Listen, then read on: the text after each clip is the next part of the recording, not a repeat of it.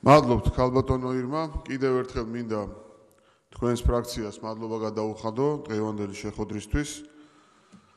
ერთი არ შემიძლია არ თქვა, რომ მინისტრებთან ასეთ კონტექსტში, რაკურსში საუბარი, რომ თქვენ აუცილებლად ციხეში უნდა იჯდეთ, ჩემი აზრით არ შეესაბამება ამ ფორმატს, ამისთვის მადლობა ღმერთს, თუ თქვენ გაქვთ რაიმე დასაბუთებული პრეტენზია არსებობს შესაბამისი ინსტიტუციები და ჩვენ მზად ვართ ნებისმიერ შეკითხვას და მათ შორის ჩემი კაბინეტის წევრი მინისტრობის კანდიდატები გავცეთ პასუხი. რაც შეეხება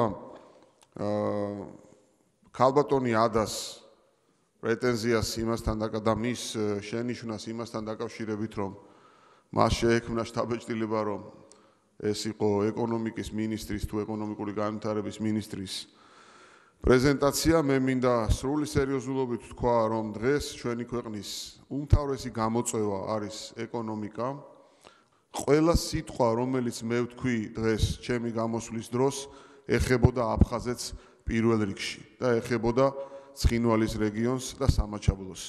ამას სრული პასუხისმგებლობით ვაცხადებ და გათავისებული მაქვს ის პასუხისმგებლობა, რომელიც პირადად მე და ამ კაბინეტს ეკისრება ამ მიმართულებით მნიშვნელოვანი ძვრების განხორციელების კუთხით. სხვათა შორის ბატონმა ემზარმა გასცა კიდევაც ამ კითხვას პასუხი ის, რაც მე უნდა მეთქვა, რომ ჩვენ დღეს გაგვაჩნია ერთადერთი ბერკეტი, რომელიც მაქსიმალურად უნდა გამოვიყენოთ და ეს არის ეკონომიკური განვითარების ბერკეტი და ჩვენი ქვეყანა უნდა ვაქციოთ მიმზიდველ ქვეყანად და მათ შორის უნდა ვეცადოთ, რომ დავათმოთ ურთიერთობა, ამ ურთიერთობის დათმობას დაჭირდება საკანონმდებლო ცვლილება თუ დაჭირდება უფრო მეტი დაახლოება ადამიანებს შორის, ყველაფრისთვის უნდა ვიყოთ მზად. რა თქმა უნდა, ერთადერთი, რასაც ჩვენ ვერ გავაკეთებთ, ვერანაირი კომპრომისი ვერ იქნება ტერიტორიული მთლიანობის და სუვერენიტეტის კუთხით. დანარჩენი ყველაფერზე მზად ვართ და ჩვენ გვაქვს არაერთი საინტერესო წინადადება. მე ვარჩიე, რომ დღეს მესაუბრა ეკონომიკურ განვითარებაზე მეტი, სხვათა შორის ყურადღება დაუთმე ადამიანის უფლებებს და ინსტიტუციონალურ განვითარებასაც, თუმცა ეს ფორმატი არ ითვალისწინებს იმ დეტალებზე საუბარს, რომელ დეტალებზეც ჩვენ ძალიან ბევრს მუშაობთ და მე სიამოვნებით დავჯდებოდი თქვენთან სამუშაო ფორმატში და გავივლიდი იმ უამრავ წინადადებას, რომელსაც ქეთი ციხელაშვილი ამზადებს მთელი გუნდის ჩართულობით. ამიტომ დამერწმუნეთ, ჩვენ გვაქვს არაერთი ძალიან საინტერესო ინიციატივა იმისათვის, რომ აღვადგინოთ ნდობა აფხაზებსა და ქართველებს შორის, ოსებსა და ქართველებს შორის და გადავდგათ მნიშვნელოვანი ნაბიჯები ქვეყნის გამთლიანებისკენ და არა მხოლოდ ტერიტორიების დაბრუნებისკენ. ეს არის ჩვენი მთავარი ამოცანა.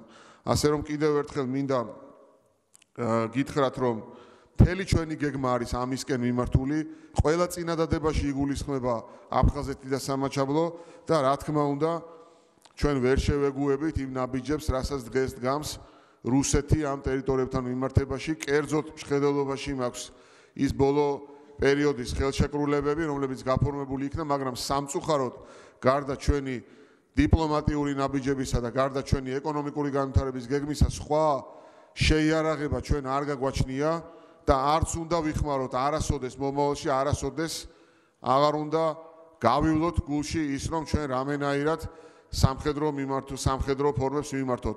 მე არ მიგულისხმია, რომ თქვენ ამას გულისხმობთ, პირიქით მე ვამბობ იმას, რომ ჩვენ მაქსიმალურად მშვიდობიანი გზით ნდობის აღდგენის მიმართულებით უნდა გადავდგათ უფრო თამამი ინიციატივები. მე არ ვაპირებ იმ რუტინის გაგრძელებას, რომელშიც ჩვენ აქამდე ვიმყოფებოდით.